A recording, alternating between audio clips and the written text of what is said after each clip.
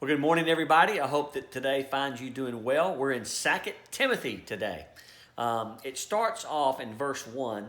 Paul says, I hope that you're growing stronger and stronger in the grace of Jesus Christ. And so today, may God's grace be sufficient for you. But I want to concentrate on verse 2, a very well-known verse. When my son Jake was in high school, he was on the track team just to pass some time because he had his buddies out there and he wanted just to be with them.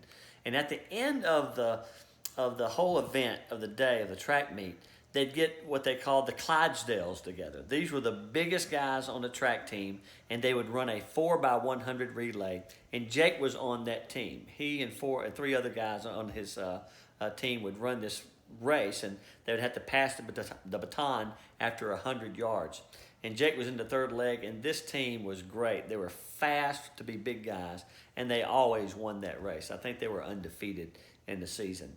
But passing that baton along is very important. If the baton is dropped, then the race is lost.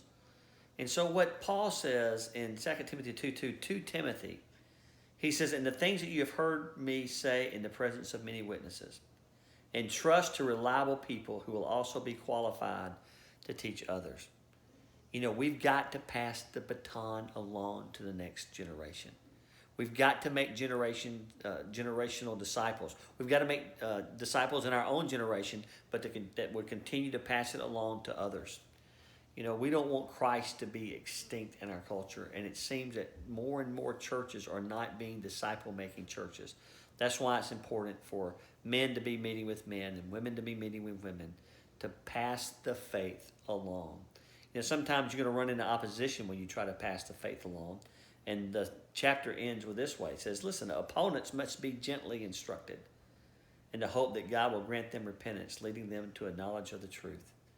You see, it's within discipleship that evangelism is done. I hope today that someone's on your heart to pass the faith along. God bless you. Have a great day.